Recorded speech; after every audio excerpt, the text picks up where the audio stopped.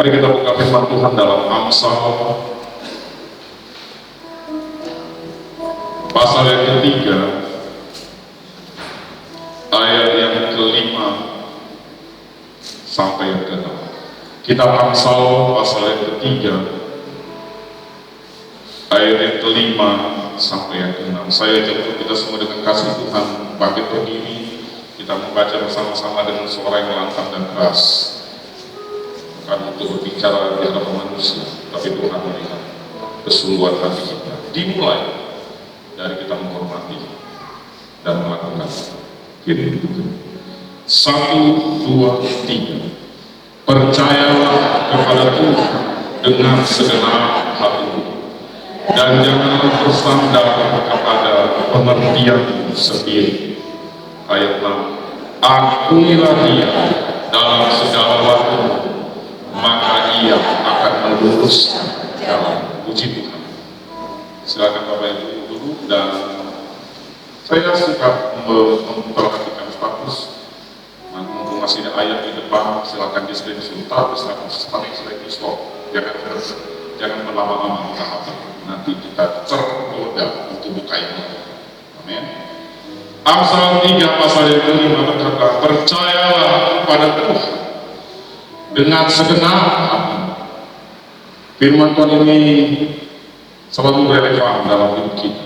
Siapapun kita, berapa lama kita sudah mengenal Tuhan dan lahir baru, kita diingatkan Tuhan untuk selalu percaya kepada Tuhan dengan segenap hati. Dalam Yeremia berkata, terkutuklah orang yang mengandalkan manusia, dan diberkatilah orang yang mengandalkan Tuhan. Terlalu banyak kesempatan, terlalu banyak alasan untuk kita mengandalkan yang terlihat. Tuhan tak terlihat, kecuali bagi mereka yang Tuhan singkapkan dalam mata rohani. Dia bisa melihat sesuai dengan waktu dan cara Tuhan, kehadiran Allah dan bala tentara malaikat surga. Tapi saya percaya tidak semua yang Tuhan izinkan seperti itu. Bahkan kita sampai hari ini kalau dibilang mana Tuhan, kita akan sulit berkata di mana. Bahkan kita tidak tahu posisinya di mana. Kita hanya mengimani Dia ada dan selalu ada di setiap musim hidup kita. Amin. Penyertaan Tuhan tidak selalu Dia menampakkan diri. Kalau itu terjadi, bisa saja mungkin yang patut bisa lain kecelakaan. Dikirain hati murid-murid Tuhan pukul 3 subuh malam Tuhan datang ketika angin gelombang. Murid-murid Tuhan sendiri ada berkata, iya, lalu ketakutan mereka. Murid itu ya, artinya sudah sering bersama-sama dengan Yesus, tahu persis Yesus, tetapi pada masa dia mengalami ketakutan karena waktu itu Yesus disalibkan, dan menurut kabar yang mereka dengar, Yesus telah mati. Sehingga iman, sehingga pengharapan, sehingga pernyataan mereka jauh dari yang percaya bahwa ada kebangkitan di dalam Yesus. Kita sekarang hidupnya Alkitab, kita tahu cerita ini, dan ketika kita membaca kisah ini dengan mudah kita berkata itu Yesus. Sekarang ada Alkitab, ada notulen, ada catatan tertulis. Waktu kita mungkin seperti mereka di perahu yang sedang terhembus angin kencang danau yang bergelora. Subuh-subuh tengah gelap gulita, belum ada lampu LED, belum ada lampu strobos, belum ada Petromax, belum ada lampu senter kekuatan 50.000 watt yang dari Tiongkok bisa tembus sampai ke bulan. Katanya, saya belum pernah beli, saya ingin beli itu nanti bisa tembus sekarang. Gelap, kabut, datang sesosok dari kejauhan. Itu hanya. Bahkan kira-kira kita tidak terlalu mengenal, mungkin setengah mengenal, apalagi diliputi dengan kekuatan, kita menjadi kurang percaya. Amsal 3 berkata dari awal kita sebelum kita masuk dalam percaya sesuai dengan ayat ini, berkata, percayalah kepada Tuhan. Sama-sama kita baca 1-3 ayat yang kelima, 1-3. Percayalah kepada Tuhan dengan segenap hatimu, dan jangan bersandar kepada pengertian sendiri. Bersandar, engkaulah sandaranku, engkaulah gantungan harapan, Ketika yang disandar goyang, kita juga ikut goyang. Ketika yang disandar roboh, kita ikut roboh.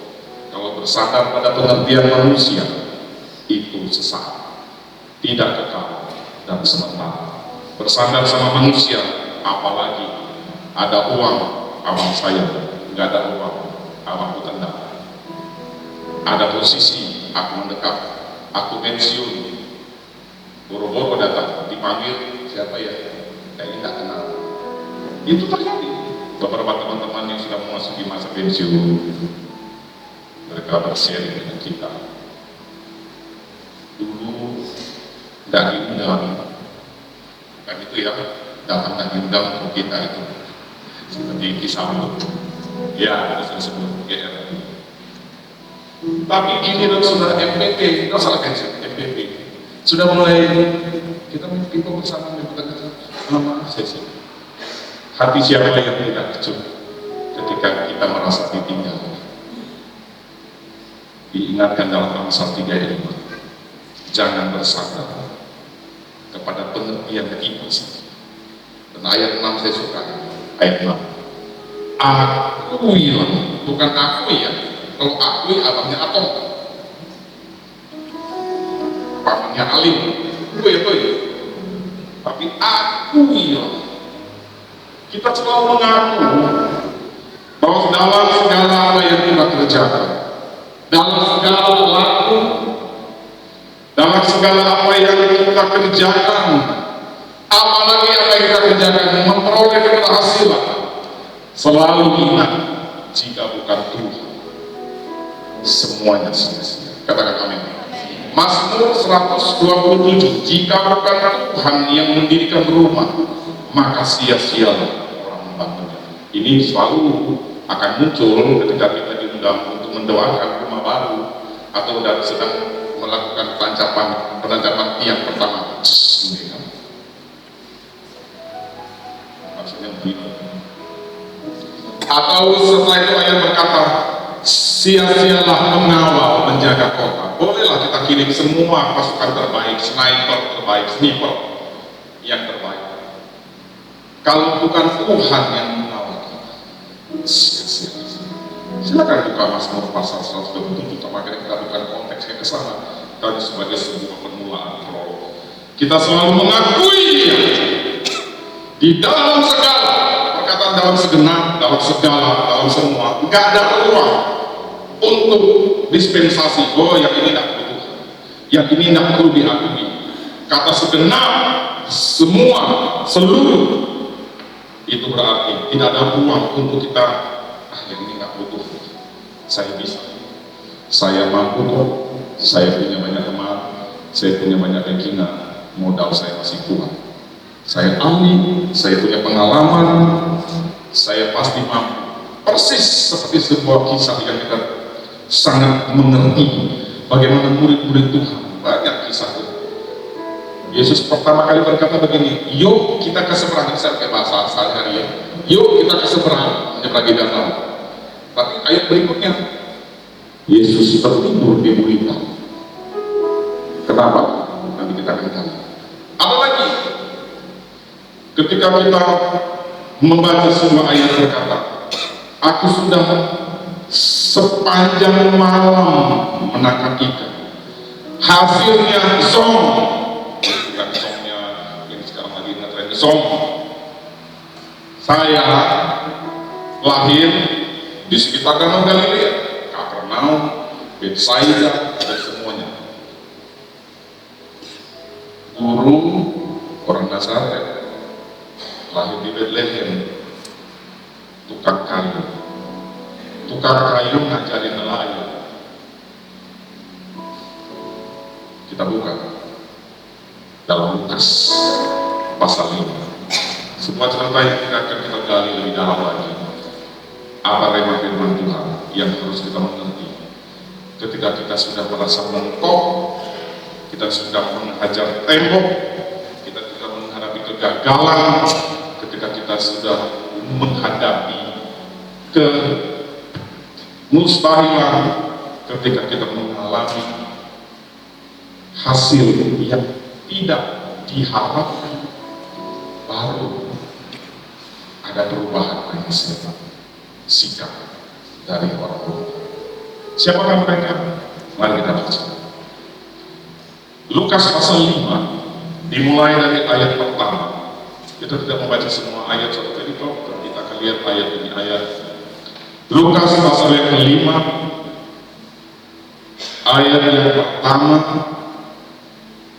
sampai ayat yang ke-6. Sama-sama kita baca.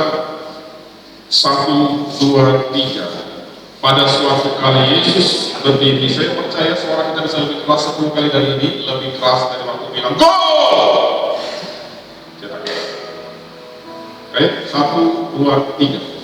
Pada suatu kali Yesus berdiri di pantai danau Genesaret, sedang orang banyak menunggu Dia hendak mendengarkan firman Allah. Dia melihat dua perahu di pantai. Nelayan-nelayannya telah turun dan sedang membasuh jalan. Dia naik ke dalam salah satu perahu itu, perahu Simon, dan menyuruh dia supaya menolakkan perahunya sedikit jauh dari pantai. Dia duduk dan mengajar orang banyak dari atas perahu.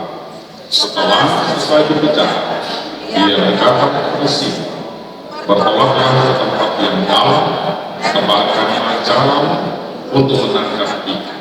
Simon menjawab, "Guru, telah sepanjang malam kami bekerja keras dan kami tidak menangkap apa-apa. Karena kau menyuruhnya, menebarkan jalan juga." Dan setelah mereka melakukan, mereka angkat sejumlah besar ikan sehingga jalan mereka mulai. Haleluya. Kisah ini mungkin sudah sering kita baca, bahkan mungkin kita sebagai guru-guru agama, guru-guru sekolah minggu mengajar. Kita lihat sisi lain dari rema yang kita dapatkan dari cerita ini. Saya berharap kita betul-betul menyimak dengan baik-baik, jangan tergoda dengan apa yang ada di tangan kita. Poin pertama, kita bisa lihat dari ayat pertama. Pada suatu kali, Yesus berdiri di pantai danau Genesaret, sedang orang banyak mengerumuni Dia hendak mendengarkan firman Allah. Dari sini jelas orang banyak hadir untuk mendengarkan firman Allah. Dan Yesus berdiri di pantai danau Genesaret. Luar biasa sekali. Danau Genesaret kita sudah pernah ke sana tahun 2010. Itu airnya jernih dan sangat segar sekali. Dan saya bisa bayangkan ketika Yesus berbicara di tepi danau Genesaret, tidak pakai oa, tidak pakai wireless buatan Tiongkok, tidak pakai pengeras suara. Dia berbicara di pinggir pantai. Bapak Ibu yang pernah Singkawang, yang pernah ke pantai, ini masih ada beberapa yang baru pulang, atau yang sedang dalam perjalanan pulang, atau yang sedang mendengarkan lagi di dalam mobil atau sedang di pantai menonton siaran pulangan nanti. Suara di pantai tidak sepi. Kadang-kadang ketika ada debur ombak, makanya orang pantai, orang kamu bilang sama orang gunung, suaranya keras. Mana kau? Karena rumahnya jauh, jadi katanya keras. Dari kecil, dari rumah ke rumah itu jauh. Orang pantai bukan berjauh rumahnya, dia bawa suara Yesus. Dia mengalahkan dengan kuasanya keributan dari suasana alam. Kecuali tidak ada angin akan turun. Saya suka ayat kedua, perhatikan baik-baik. Sama-sama kita baca dua kata pertama. Ia melihat, 1, 2, 3. Ia melihat. Hari ini, walaupun kita mungkin tidak sadar karena saking sibuk nangkap ikan, saking sibuk kerja, bahkan mungkin kita tidak perhatikan, tidak ingat Tuhan mungkin tidak ada di sini, di sana banyak, di sana sini. Perhatikan. Yesus melihat. Yesus melihat dua perahu di tepi pantai. Dan ingat posisi Yesus, bukan lagi duduk minum kopi, bukan lagi main kartu remi di pantai atau main catur, dia sedang menyampaikan firman Tuhan. Sementara orang banyak sedang mengerumuni mendengar firman Tuhan, di kejauhan dia melihat dua perahu dengan gontai mendekat ke arah pantai. Ini diperkirakan lokus deliktinya, lokus delikti itu latar belakang setting background keadaan dalam subuh mendekati pagi. Karena logika orang menangkap ikan, dia berangkat sore karena menghadapi angin darat yang bertiup dari darat ke laut. Sepanjang malam dia menangkap ikan, angin berubah menjadi angin laut dari laut menuju darat. Itu waktunya mereka pulang. Zaman dulu, zaman Yesus, belum diciptakan mesin Johnson, mesin Mitsubishi, pakai layar. Jadi lokus deliktinya dalam bahasa hukum. Ini kejadiannya ada mendekati subuh, mendekati pagi. Matahari sudah mulai naik. Yesus sudah menyampaikan firman Tuhan dalam ayat 1. Tetapi dalam keberadaan Tuhan kita Yesus Kristus, Dia memperhatikan apa yang sedang dialami oleh dua perahu ini. Saya percaya, tidak perlu dikasih tahu. Dia tahu di perahu ini sedang kesal, sedang mengalami kegagalan, sedang disok. Dia tidak perlu ditelepon, tidak perlu dikasih WA, tidak perlu di chat. Dia Tuhan, dia tahu apa yang terjadi dalam kehidupan kita. Amin. Dua perahu sedang menuju pantai. Mungkin si Petrus, Andreas, satu perahu lagi atas Yesus, Yohanes yang lurus dengan langkah gontai, dia turunkan, dia naikkan. Sudah dekat dia turunkan lagi karena tidak perlu lagi angin karena sudah dekat. Dia tinggal mendayung sebentar. Dia melihat wajah-wajah kusam penuh kegagalan.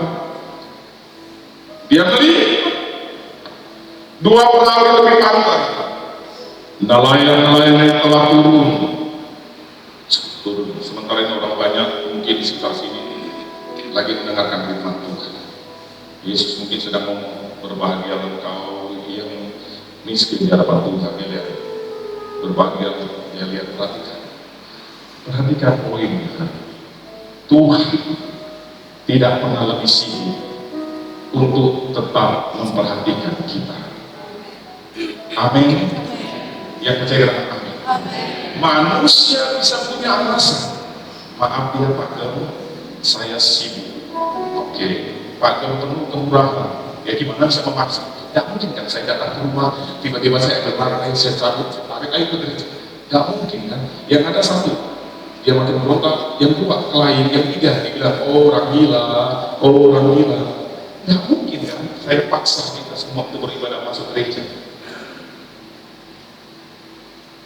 Yesus tahu suasana kebatinan dari seseorang, dari beberapa orang yang sedang mengalami kegagalan. Perhatian Yesus dulu aja melebihi perhatian seorang manusia di muka bumi siapapun. Daniel, saya suka pakai apa yang sudah saya lupakan sehingga Bapak Ibu tidak punya alasan saya tidak pernah mendengar khotbah itu. Daniel mungkin seperti kita, secara manusia dia mungkin ada sepersit kata-kata dalam hatinya. Aku sudah setia ikut Tuhan, tidak pernah bolong menyembah memuji Tuhan 3 kali sehari menghadap orang Yerusalem. Aku buka 3 kali. Tapi ketika Daniel semakin dekat dengan Tuhan, saya percaya seorang Daniel juga seorang manusia. Sepersit dia akan berpikir, Tuhan, kenapa kau biarkan aku masuk dalam masalah? Tapi apakah Tuhan benar-benar meninggalkan Daniel? Tidak. Tuhan tidak pernah meninggalkan kita. Yang sering kita yang meninggalkan dan melupakan Tuhan. Dua perahu, Petrus dan Andreas, Yohanes dan Paulus, dalam kegagalan mereka, bahkan mereka tidak tahu sedang ini. Kita mungkin tidak merasakan ada Tuhan yang memperhatikan kita dalam segala keadaan. Waktu kubuat maupun tapi Yesus, karena kita sudah tahu nyanyi, kita sudah tahu apapun musim kehidupan kita, season of life. Ya, ada kalimat yang terkata season of life.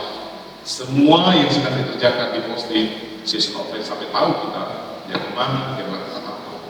Tapi percayakah kita, bahkan dalam kegagalan sekalipun mungkin, seperti dua perahu ini, Tuhan melihat.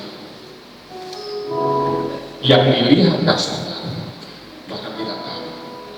Mungkin itu persis seperti keadaan kita. Ketika kita sedang sibuk-sibuknya mencari ikan, silakan diterjemahkan dalam konteks marketplace, pekerjaan, profesi, kesibukan kita. Bahkan pelayanan bisa juga menjadi seperti kesibukan yang mungkin menjebak para hamba, para pelayan, sibuk melayani, tapi hatinya kurang konek dengan yang punya pekerjaan. Kami emosi, saya diizinkan kemudian kecil oleh kemurahan Tuhan emosi. Tapi saya ingat kata-kata ayah saya orang Emeritus Almarhum Pendeta Tuhan. Tidak banyak berkata-kata dalam memberi nasihat berjam-jam. Tetapi ketika saya sebagai seorang anak bungsu, setiap malam mengisi masuk di tengah-tengah papa dan mama di tempat tidur yang lama di sini di pasar. Dua saja pesan dari ayah saya. Ini warisan, bukan benda materi, bukan jasmani. Tumpang tangan kepala saya, jawab nama kecil. Penuh dengan Roh Kudus, dipimpin oleh Roh Kudus, dari hidup dalam kehendak hati. Itu saja. Tidak ada di mana sekolah teologi sampai master, profesor, kaburoto, apalah. Sampai itu setinggi langit, mencapai bulan, bintang, Jupiter, Pluto. Hidup dipenuhi Roh Kudus dan dipimpin oleh Roh Kudus, dan senantiasa hidup dalam kerendahan. Semakin rendah hidupmu, hatimu, semakin kencang air mengalir di tempat yang rendah. Kalau engkau sudah rendah, orang diujar sekali, tidak bisa, karena kita sudah paling rendah. Jatuhnya tidak sakit, karena kita sudah paling rendah. Mau direndahin tidak bisa lagi, ngantok. Tapi ketika kita sudah menganggap diri kita lebih tinggi, atau makin tinggi, semakin tinggi benda, dijatuhkan ke bawah pun gravitasi, semakin sakit. Kenapa? Karena ego kita berkata, kalau bukan aku, pasti itu tidak akan terjadi. Kegagalan yang diterima oleh dua perahu ini dilihat. Tapi perhatikan ayat yang ketiga, kita buka dengan cepat.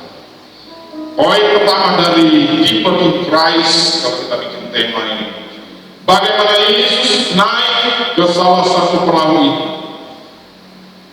Ia naik, Yesus, ke dalam salah satu perahu ini. Yesus tidak kasih kata-kata motivasi, nasihat dengan penuh kalimat yang memberikan pesan membangun. Semangat ya bro, semangat ya, ulangi lagi ya. Enggak. Yang ada dalam Injil sinoptik yang lain berkata kepada Simon Petrus, saya mau pakai perahumu, saya mau pakai untuk memberitakan firman Tuhan. Singkat cerita, Yesus naik dalam salah satu perahu Simon, yaitu perahu Simon. Udah begitu, ini Simon perhatikan, suasana hati dia lagi sukses, lagi gagal. Gimana perasaan orang lagi gagal? Mudah, kesel, capek, double. Pergi dari kemarin sore, semalam-malaman menebar ikan dengan ilmunya, dengan taktiknya, dengan strateginya, dengan caranya, dengan kepintarannya, dengan pengamalannya. Silakan keluarkan saja dulu semua. So, dengan langkah gontai mereka pulang di kejauhan, mungkin mereka lihat ada kerumunan apa itu ya? Kalau seperti ada sosok yang didengarkan oleh orang banyak, mereka turun, mereka benahi jalan. Ini capeknya dua, capek fisik, capek hati, betul? Orang gagal itu capek fisik, nggak seberapa, capek hati. Datang Yesus. Simon, dia kenal, ya, saya pakai perahu untuk pelayanan saya. Bapak Ibu bisa bayangkan, coba bayangkan sejenak, kalau kita jadi Simon, lagi capek, pikiran kalut, susah tidur, karena mikir kegagalan, mikir besok, capek badan, didatangi seorang, dalam hal ini Yesus, saya mau pakai perahu, tolong kamu dorong kami, tolakkan lebih jauh, pasti kan baik-baik, kita pegang, dan menyuruh dia. Siapa yang disuruh? Simon. Ulangi 1, 2, 3, 1, 2, 3. Menyuruh dia. Simon bukan lagi happy loh. Orang happy gak usah disuruh. Apa bisa bantu? Lagi banyak duit nih. Apa kok? Jangan kan diminta. Kamu ada apa? Kita mana nih? Lagi dapat. Jangan lagi bonus gaji 13 kan. Aman lagi. Ini lagi berusaha. Lagi gagal. Capek. Lagi kesel. Dipinjam lagi perahunya. Pinjam perahunya ya. Saya mau pakai. Ya. Mungkin kalau bahasanya.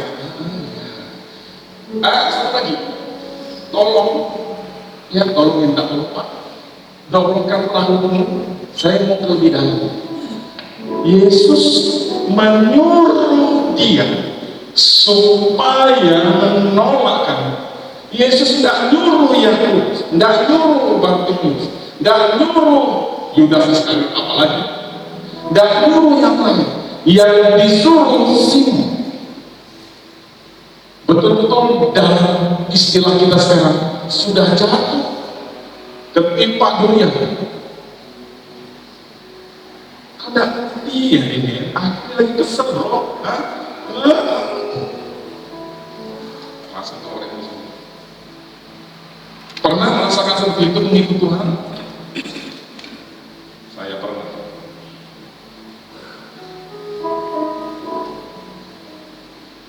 Tinggal anak kami 1 tahun 2 kali, sorry, bukan ulang tahun.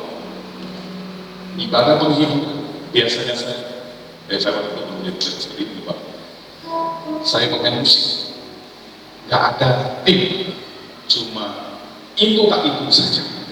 Giliran kami harusnya dihibur pada ibadah penghiburan sore dari jam 5 jam setengah 7. Harusnya saya sebagai keluarga yang berduka cita duduk di sini. Teman yang lain saya sudah kontak tolong main keyboard untuk ibadah penghiburan anak kami yang kedua, Rafa. Yang jam setengah 7 sudah kering. Saya duduk di situ, saya lihat itu kami mana nih main keyboard. Jemaat sudah hadir untuk ibadah penghiburan kematian anak kami.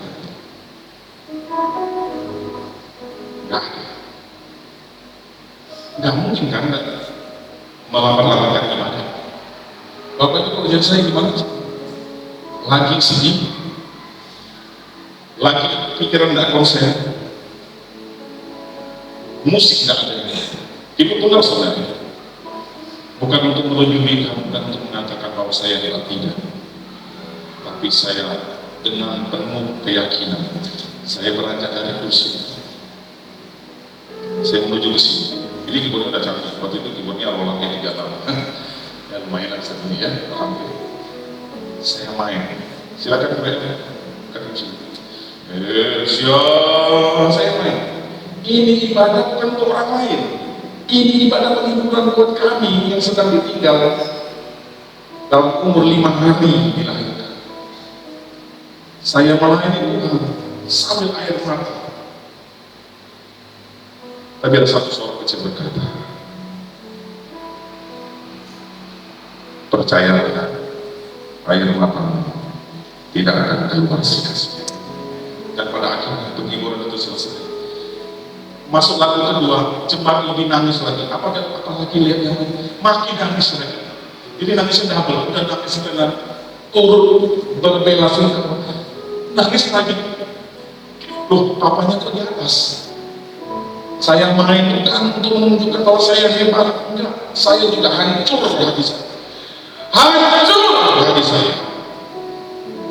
saya anak pendeta, paman saya pendeta, sepupu saya pendeta, ipar semuanya pendeta, mungkin keluarga besar pendeta, saya dan istri dikepung dengan keluarga pendeta.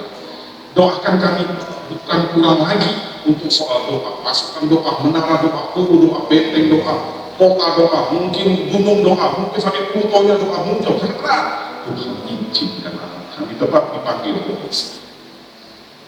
Persis seperti kondisi Simon, walaupun dalam taraf yang berbeda, sedang mengalami namanya peristiwa yang tidak enak. Yesus masih berkata, aku pakai perahu dan tolong tolakkan perahu untuk aku. Saya tidak melihat Simon berkata begini, luar biasa, ente keterlaluan benar, kami lagi capek, masih kau pinjam perahu kami, benar-benar lah tak tahu ini, tak tahu ini, mungkin kita gitu kan? Pernah jengkel sama Tuhan? Bertobat.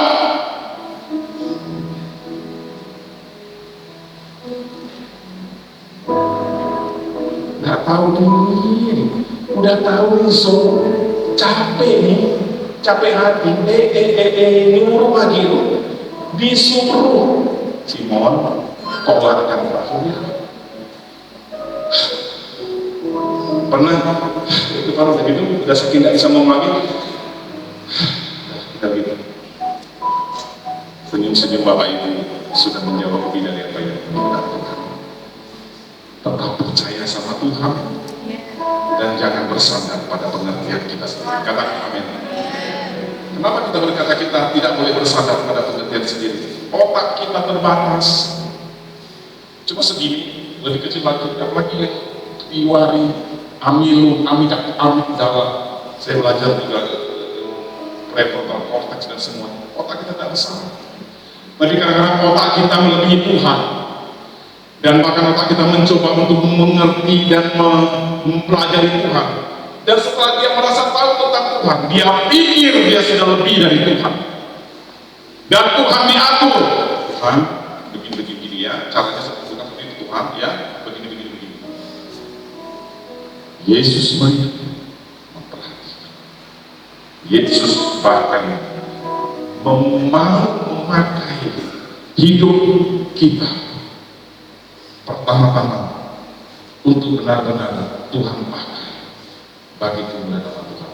Dan tersungguh menyembahmu yang nampak hanya kemuliaan. Itu tidak gampang. Nyanyi mudah, menyanyi mudah, tapi untuk benar punya sikap hati tersungkurnya, bahasa asal tersungkur bukan kita bersyukur hanya gini seperti nama sendiri atau tersungkurnya, maaf harus praktekkan, tersungkurnya sudah seperti ini. Itu tersungkur dalam bahasa asli, bukan cuma ya itu masih gentleman, masih bagi baju lagi. Itu penjaga hotel, petugas parkir, atau di depan BCRS. Dan tersungkur bukan cuma tersungkur, hati kita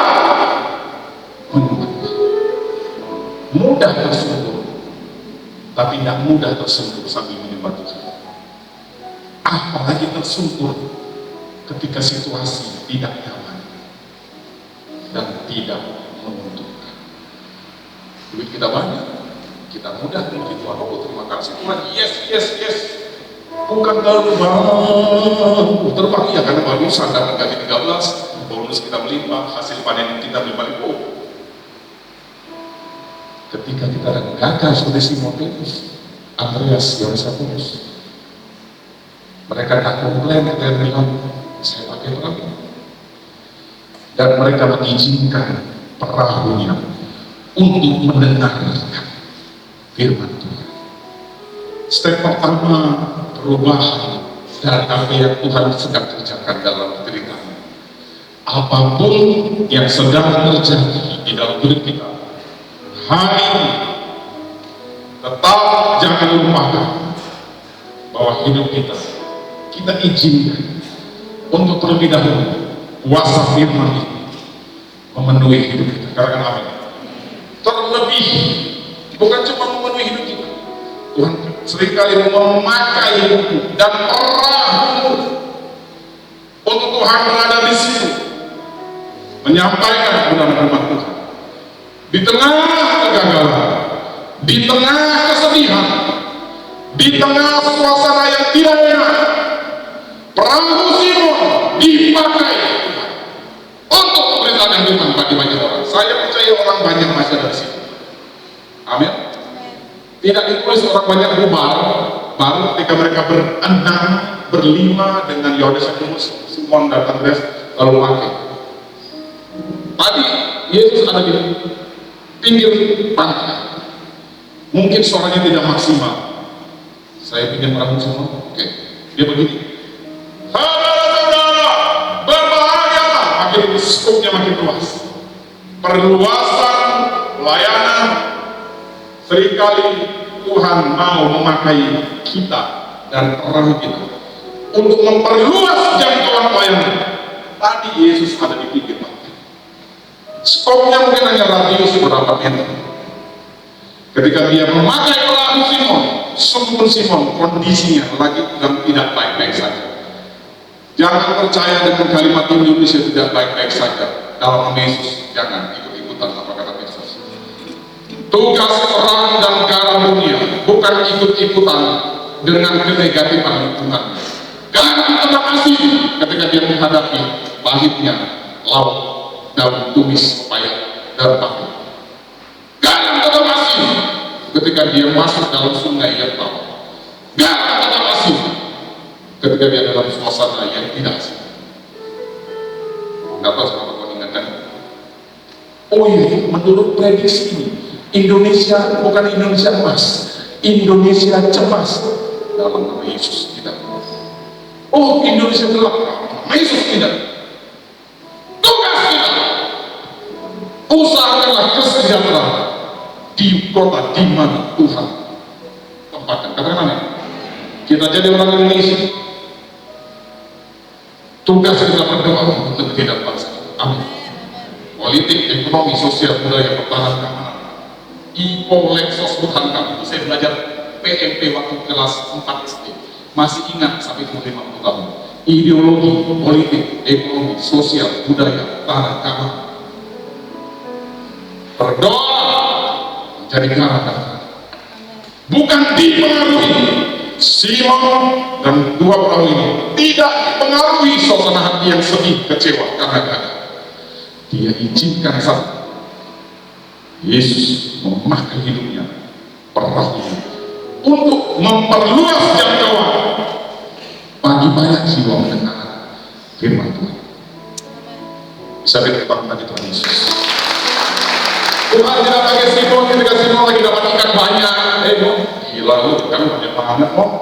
Sini gua pakai perahu. Oh ya silakan. Tuhan Yesus mau 1 atau mau 5? Saya baca ada di garasi 5, di pabrik bisa pesan 10. Mau perahu enggak? Harus bilang khas. Saya cuma butuh 1 dan 1 itu pada saat Anda gagal. Kenapa dia tidak tunggu Simon dapat ikan banyak baru dipinjam perahu?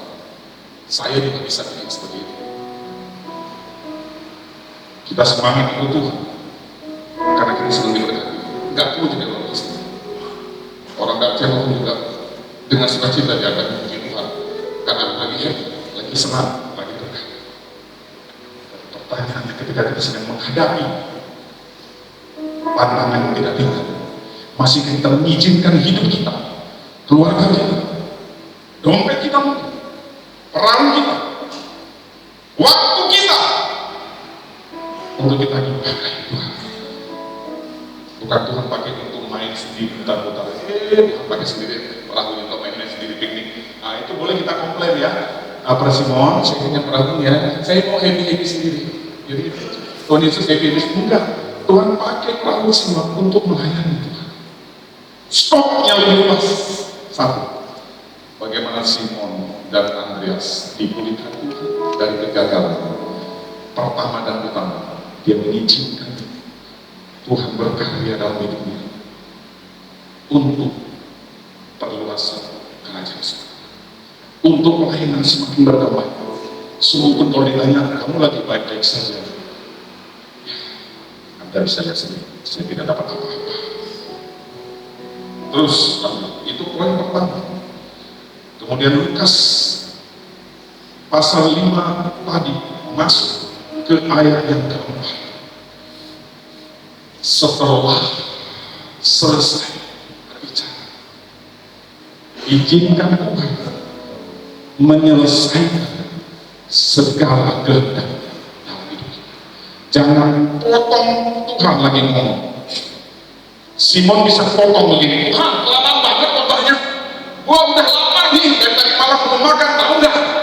Udah pinjam kelamaan, pinjam perahu kue, nggak dibayar lagi, nggak. Yesus nggak bilang kan, Simon, ini nyewa kerja berapa? Betul? Kita orang Kristen, aku kan udah dipakai perahu kan ya Tuhan ya, iya. Berkati dong, masa depan cerah dong, anak-anakku sehat ya. Saya masih jomblo, temukan dong dengan yang lebih benih. Kalau bisa dibawa antara leksnya 20 sampai 35 tahun. Jangan 20 sampai 25, S1, S2 kalau bisa jadi dokter. Baru dipakai perahunya berapa menit? Tuhan sewa perahu saya. Kalau tidak, saya ambil lagi perahu. Maaf, saya harus ngomong keras untuk diri saya sendiri. Karena Tuhan izinkan, kita sudah berkarya banyak itu Tuhan. Tiba-tiba seperti Sadrak Mesak Abednego diizinkan masuk ke pelatih. Itu kalau kita jadi Sadrak Mesak Abednego pasti komplit. Wah, tidak tahu diri ini Tuhan.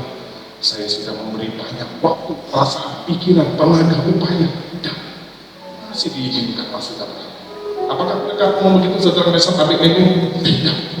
Jika seandainya tidak, keren banget ya. Minggu lalu kita baca.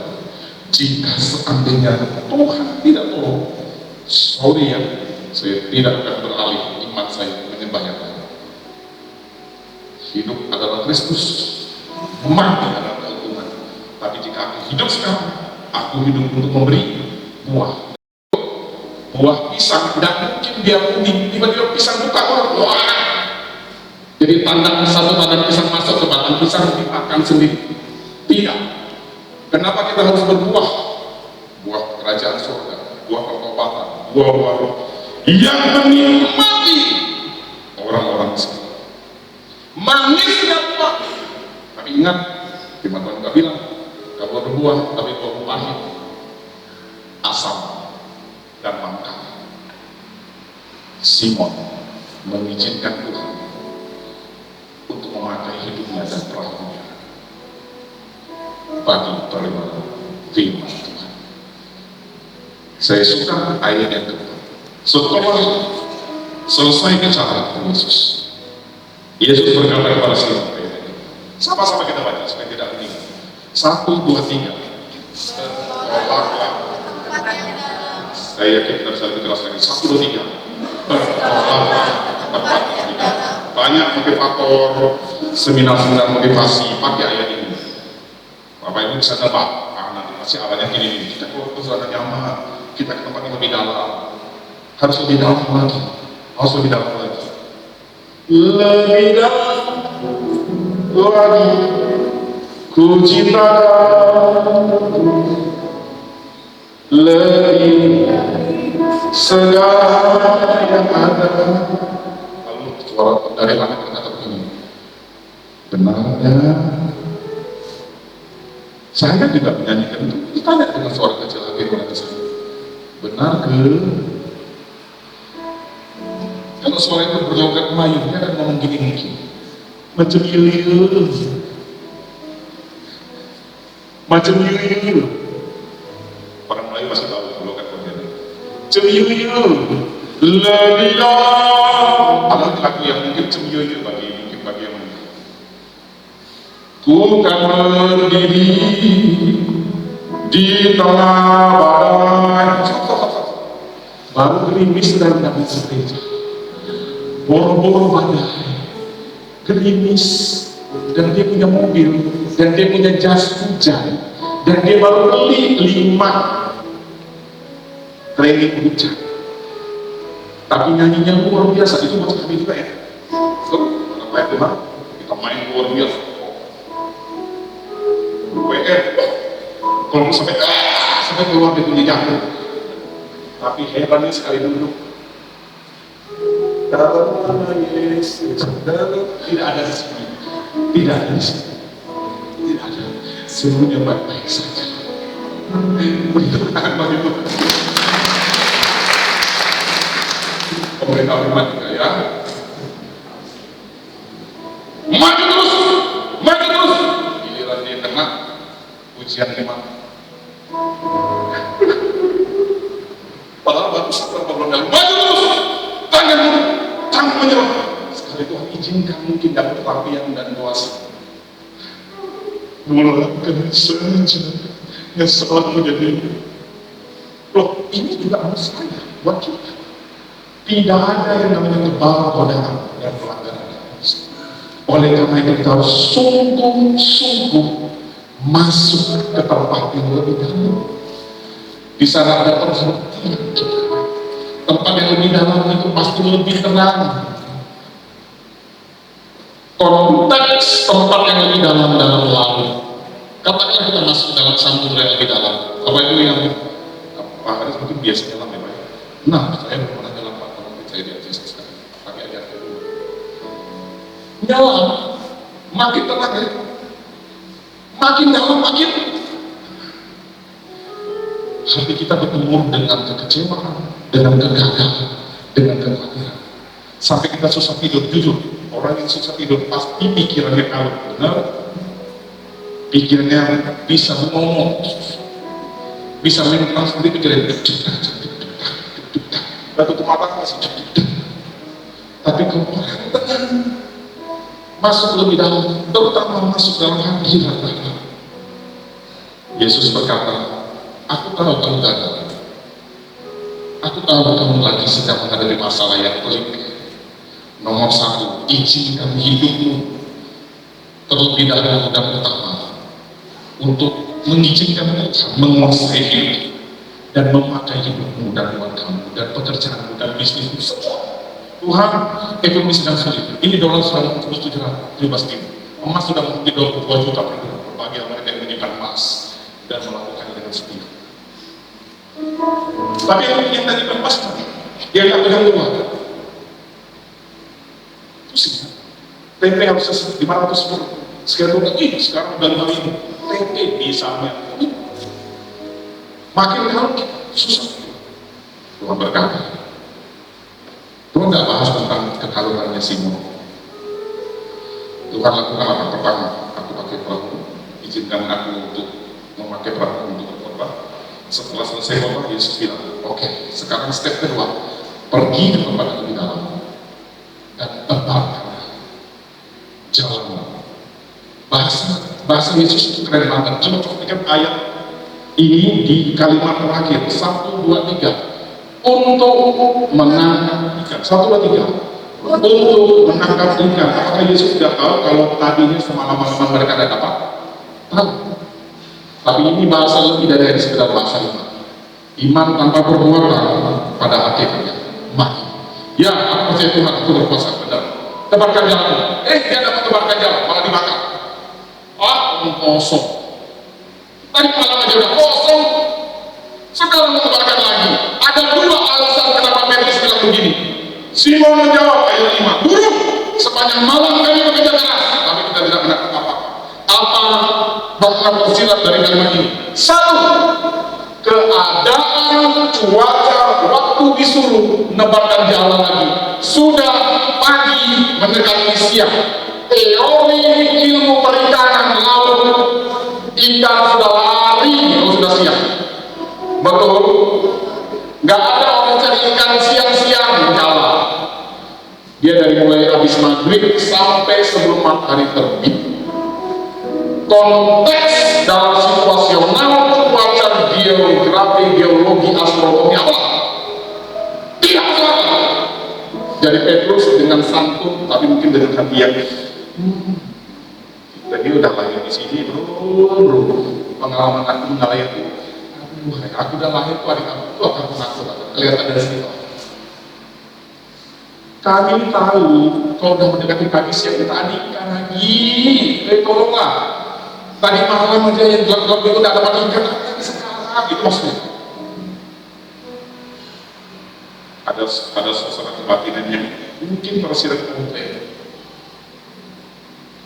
Karena memang secara logika siang-siang mendekati sini tidak bisa.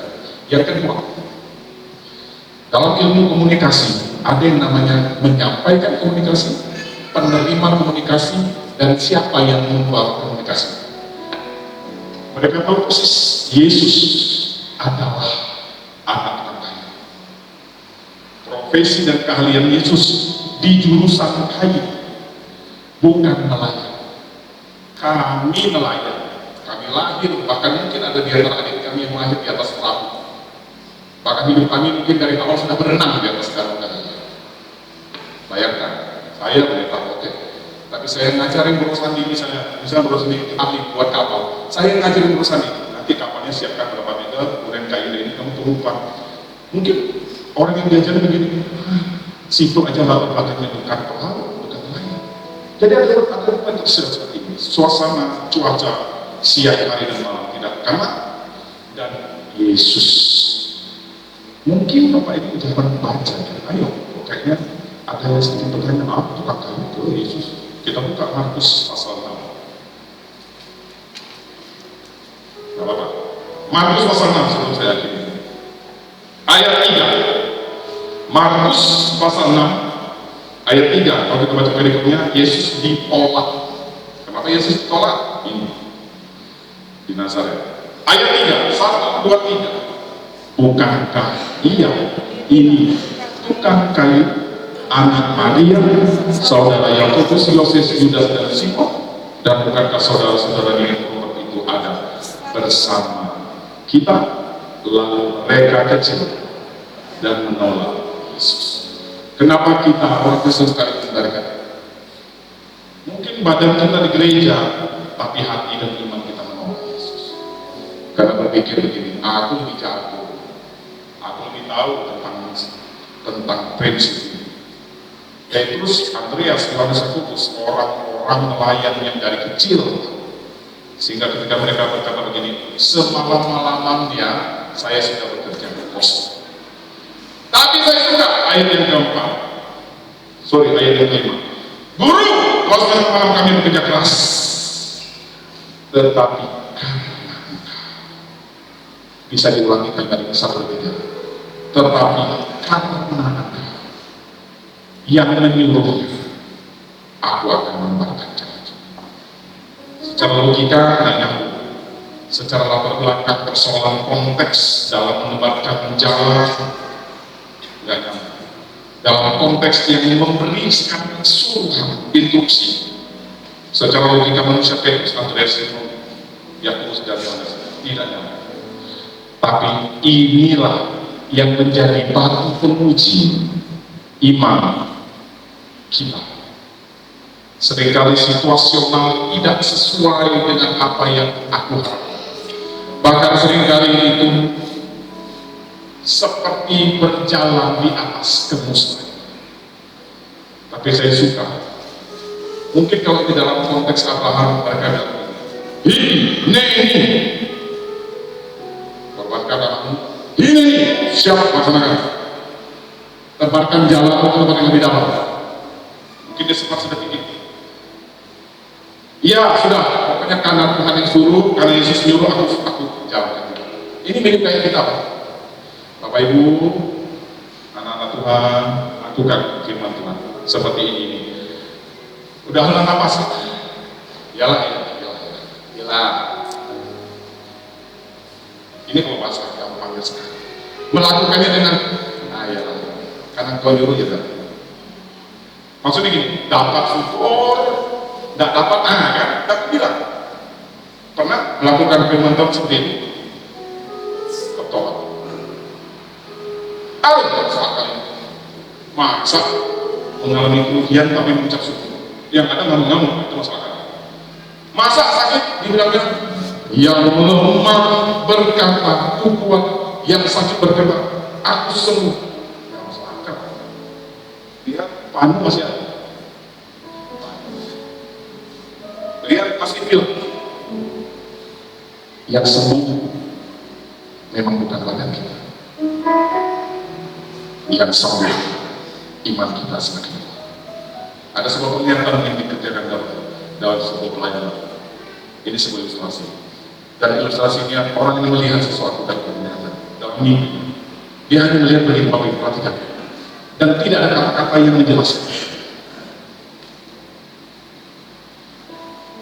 Terus selesai. Dia bangun. Ada dua pengertian. Coba pengertian pertama bilangnya apa? Oh, berarti meja yang berat ini harus dipindahkan, betul? Dipindahkan. Untuk menerjemahkan begini. Tidak ada ngomong ya. Terus selesai. Mimpinya selesai atau penglihatan selesai. Lalu ada dua tafsir. Tafsir yang paling banyak. Kita harus menggeser batu itu atau air batu. Karena itu yang disuruh oleh misi yang kita lihat. Rupanya bukan itu jawabannya. Rupanya orang itu dilatih mendorong batu yang tidak akan bisa bergeser. Satu hari, satu tahun, 5 tahun bergeser pundak. Apa yang berubah? Dari rembo dia.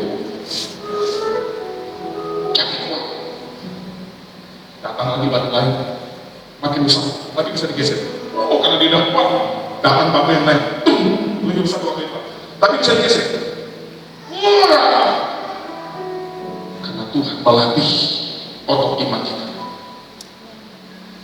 Tuhan melatih kekuatan kita beranjak dari step yang satu ke step yang lain. Ujian SD lebih mudah daripada ulangan SMP. Ulangan SMP lebih mudah daripada ulangan SMP. Ulangan SMA lebih mudah daripada masuk perempuan. Mau masuk tentara reguler lebih mudah. Masuk tentara prajurit khusus. Nah, di sini banyak tapi pas beda, betul? Semakin berat Tuhan izinkan pergumulan ketika kita menang bersama Tuhan. Kita lihat Petrus pada ayat berikutnya. Kita tahu ceritanya. Satu, ketika dia mengizinkan Tuhan memakai hidupnya, bahkan di tengah-tengah kegagalan. Dua, dia disuruh untuk melangkah, bergerak, jangan mati, jangan statis, jangan menyerah. Pas motivator, saya tidak akan motivator, saya motivator. Bergerak, melangkah, tebarkan jalan. Yesus tidak memberi nasihat yang mungkin seperti nasihat kita sama kawan kita di sehari-hari.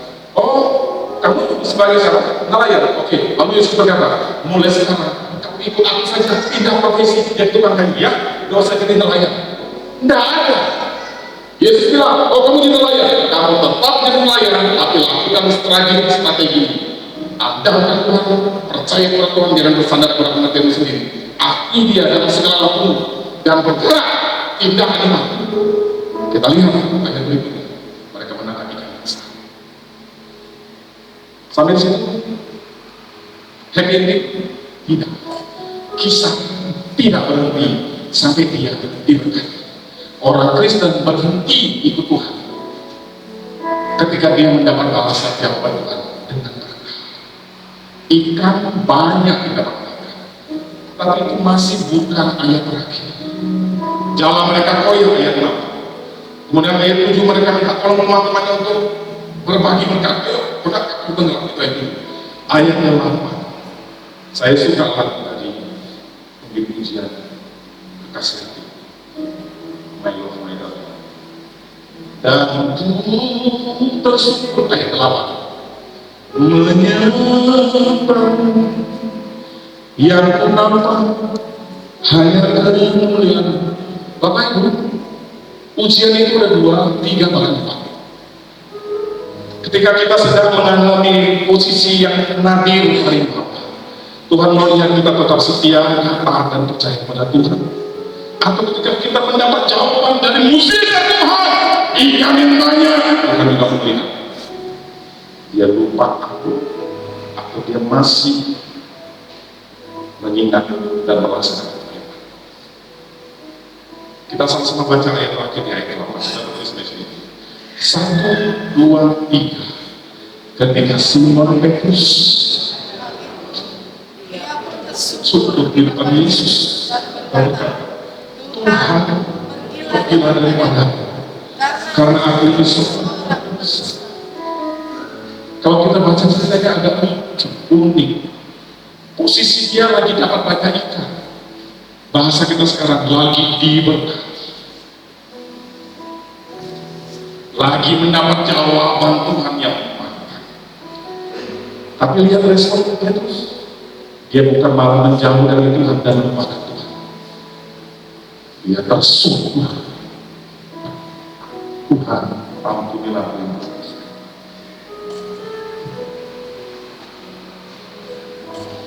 Level tertinggi seluruh penyembah bukan soal jasmani materi yang kita dapat atau kita tidak dapat, tapi dari sikap hati yang sungguh-sungguh bergantung sepenuhnya bahwa segala kuasa, segala sesuatu yang diizinkan dalam hidup tidak mengurangi penyembah kepada Tuhan. Apakah ini berarti sampai ayat 8? Tidak. Ayat 9, semua yang bersama-sama dengan Petrus takjub. Demikian juga Yohanes dan Yakobus. Yesus ayat 10 memberikan tanggung jawab.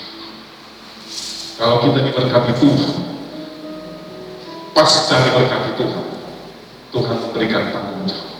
Mulai sekarang, engkau akan menjawab manusia. Jangan sibuk dengan berkat, ngitung terus berkatnya. Kurang 1 lembar tak ya? Kurang 1. Nanti bisa bangun hitung berkat Tuhan, ngitung lagi. Padahal setelah diberkati, hati kita tetap menyembah dan tersungkur mencari wajah Tuhan yang tertentu. Bukan cuma sekedar tersungkur menyembah Tuhan saja sampai di situ. Ada tanggung jawab yang Tuhan kasih sama kita. Mulai sekarang, sama-sama kita baca 1, 2, 3. Mulai sekarang engkau akan menjadi manusia. Ayat 11, sweet, manis banget endingnya. Dan sesudah mereka menghela perahu ke dalam, 1, 2, 3 baca. Mereka lalu mengikuti Yesus. Perhatikan ini jangan diterjemahkan letter lalu. Mulai besok pagi semua kirim surat pengunduran diri dari kerjaan. Ini tidak kuliah lagi. Semuanya ngumpul di sini satu gereja. Saya harus tinggalkan segala sesuatu dan ikut Yesus. Bukan begitu, bro. Pusing kepala Bapak dia tangan. Semuanya kesini. Apa? Kata Bapak tinggalkan semua.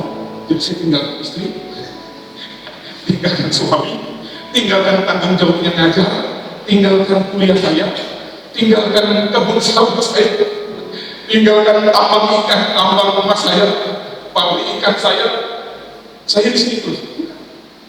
Kita tetap mengerjakan bagian kita, tapi hati dan hidup semakin mengikuti Yesus. Mengikut Yesus keputusan Bapak Ibu, ini keputusan kita. Jangan pernah ikut-ikut orang atau ikut-ikut pavilion. Urusan keselamatan cuma pribadi kita.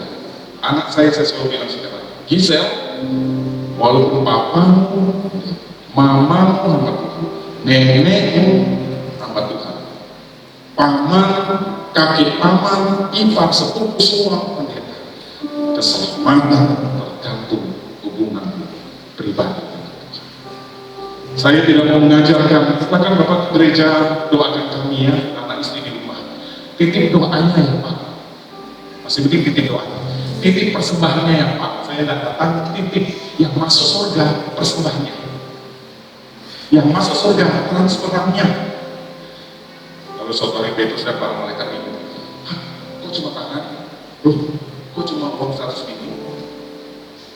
Orangnya titip. Tuhan yang butuh titipan saja, nah saja ya. Nanti lalu masih saya akan mau kasih pekerjaan. Hidup kita mengikut Yesus itu keputusan kita. Dan kadang-kadang Tuhan izinkan pergumulan hidup terjadi sampai titik paling nol, supaya ketika kita melihat pertolongan Tuhan, hati kita tersyukur karena kita merasa dulu aku mengandalkan Tuhan. Petrus kenapa minta ampun aku dosa? Karena jujur di ayat yang keempat ini kamu itu, ya karena kejujuran kerjakan. Artinya gini, kamu Anda atau guru bukan latar belakang lain, tapi kata Allah. Dan kita percaya, akuilah dia dalam segala hal, maka ia akan meluruskan jalan. Merasa jalan itu kita bego-bego, waktunya kita untuk semakin mendekat, melangkah lebih dalam, mencari hadirat Tuhan, mencari firman-Nya dan perintah, masuk lebih dalam. Di situ kita akan menemukan jawaban yang tepat akan diberi oleh manusia. Dunia boleh berkata Indonesia dalam cemas ini, silakan. Tapi kita seperti orang-orang bangsa Israel yang ada di tanah Goshen, dilindungi dari segala malapetaka 10 tulah. Mazmur 91, kiri kanan berebut, tapi aku hanya menontonnya saja. Bukan supaya kita sombong, karena kita tahu Allahku tempat perlindungan dan Dia akan silakan diri. Haleluya Yesus. Kita siapkan hati kita. Kau Tuhan jadi andalanku, hanya Kau Tuhan yang percaya. Di saat aku sudah tak mampu, Yesus, hanya Yesus sanggup menemukannya. Kau Tuhan jadi andalan. Silakan kita semua merenung siapa di dalam kita. Hanya Kau Tuhan yang percaya. Di saat